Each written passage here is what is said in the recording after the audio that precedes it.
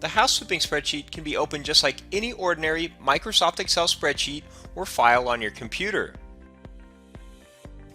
You have a few different options to open up the house flipping spreadsheet.